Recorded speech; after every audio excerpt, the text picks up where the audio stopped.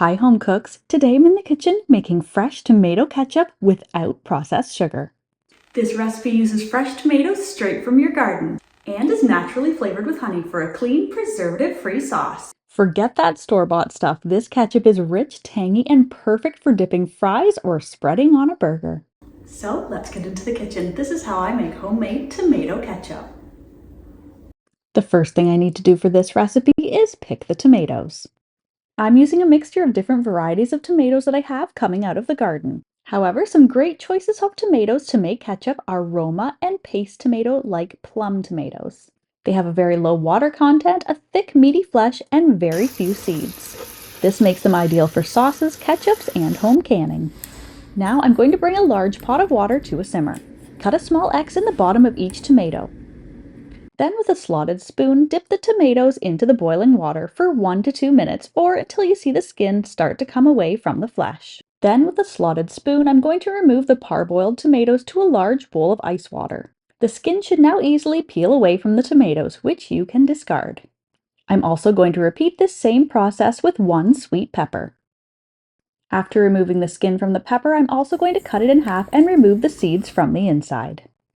Now to make this process really quick and easy, I'm going to add to the bowl of the food processor my pepper along with 1 rib of celery and 1 peeled shallot.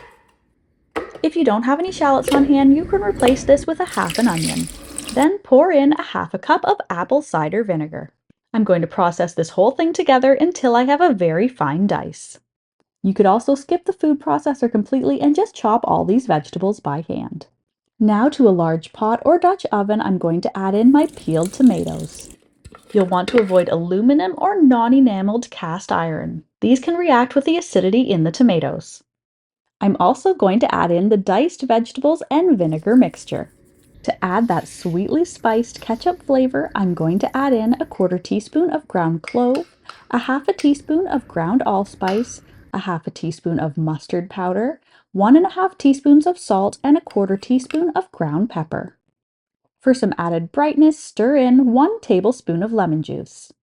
And to sweeten the sauce, I'm going to skip the refined sugar and add in a 1/4 cup of honey. I'm going to stir everything together and then cover the pot, leaving a small crack for the steam to escape. Bring this to a simmer over medium heat. I'm going to let this whole mixture simmer and infuse its flavors together for 30 minutes. Make sure to stir occasionally to ensure even cooking. Now that my mixture is soft and cooked down, it's ready to turn into ketchup. You have a few different options here. You can either use a food mill. This will allow the sauce to pass through while not allowing any skins or seeds to go through into the sauce.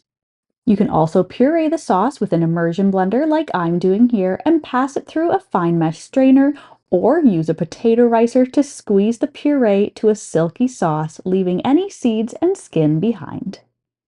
Now I can return the ketchup puree to the pot and bring it back up to a low boil.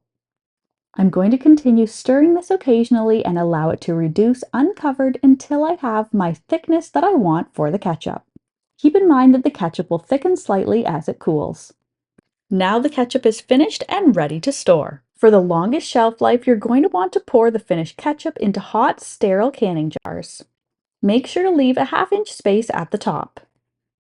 Seal with sterile lids and process in a water bath, allowing it to boil for 15 minutes. If you're ready to use your ketchup right away, you can pour it into your ketchup bottle and store it in the fridge for 2 to 3 weeks. Or you can freeze it in a freezer-safe container for up to 6 months. Make sure to stay away from any aluminum or non-food grade plastic containers. Glass jars like mason jars, airtight plastic containers that are BPA free are all great options. This tomato ketchup is the perfect recipe to bottle the flavor of summer. This is a delicious way to swap out the store-bought condiments with a healthier version. You might even find that you love it more than the ones from the store. And as always, you can find a link to the full written recipe in the description box below. Enjoy! If you're a fan of deliciously simple vintage recipes and old-fashioned skills, then you'll want to check out this next video. Thanks for stopping by.